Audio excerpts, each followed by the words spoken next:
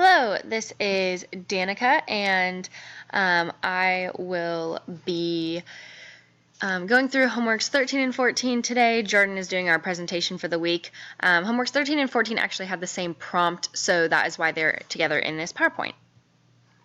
So our prompt is to see Appendix 6 for simulation and finance and to simulate in MATLAB Brownian motion and geometric Brownian motion. And the reason we're going to do this is that the basic mathematical models developed in finance assume an underlying geometric Brownian motion. That's per our textbook what it says.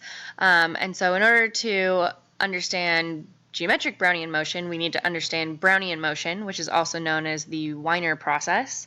And in order to understand Brownian motion, we actually have to understand Box-Mueller because that's what it's based off of. So we're going to start there. So Box-Mueller, this is a screenshot out of our textbook in the appendix, and they're going to call it standard norm as a normal generator. And so this is just kind of the screenshot for their pseudocode, what they want it to do. So translating that into MATLAB, this is what ours looks like.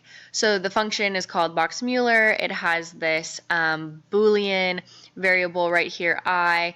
And if I is going to be equal to 1, then we're going to set it to 0, and the output's going to be x2. But else, for this variable ij from 1 to infinity, u1 and u2 are set as these random numbers.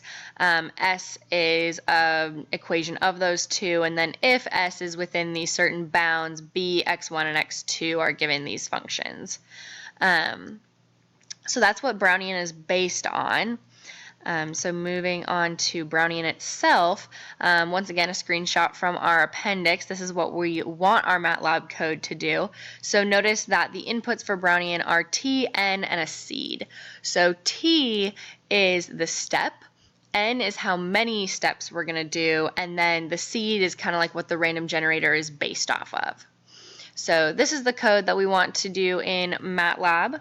So moving on to our MATLAB code, the function, once again, you can see that T, N, and seed as inputs. So all of these are based off of what was given to us in the book. Notably, you'll see that this P matrix is just zeros with T rows and 2 columns. But then as we go through this for loop, the P and the P matrix is set, each column is set. So the Z is based on the Box-Mueller from before. Our B is given to us from this equation. The first column of P is J times H, and the second column is B, and then we're going to plot that. So this is from the book, the results. They have these 3 scenarios that they do for Brownian, where the T and this and the N are the same, but they change the seed, and these are the outputs that they get. So I didn't put all of them onto the same graph, but this is the first scenario, so with the first seed, and you'll see that it's very similar. And then this is the second seed and the third seed.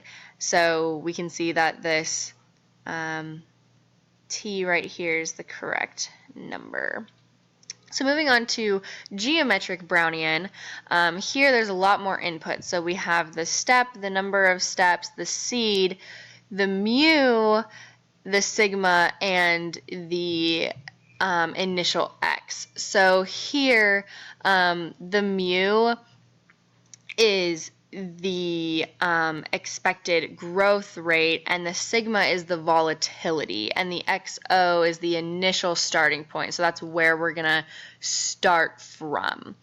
And once again, you see this whole pseudocode that they have. The main differences here are that we have an R, an MH, and then an X to deal with. So the X here, this equation is different from the previous Brownian. That's kind of the geometric portion of this. Switching over to MATLAB, you'll see we have all those same inputs. All the inputs are taken care of here, and it's very similar. So the only thing that's really different here is that X, which gives us that geometric portion.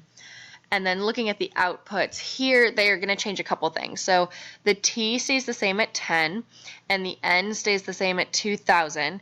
They're going to change the seed, but then the mu is going to be 0.15, then they're going to change the sigma, the volatility in each one. And then the starting point is 100 for each of them. So you'll see we started 100 for each of them and go up.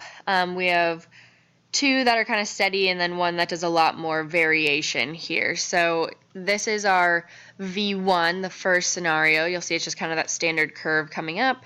Our V2, there's a little bit more volatility here. It went up to 0.04 in this case, and then this one has the most volatility because it had the 0.08, which was the highest.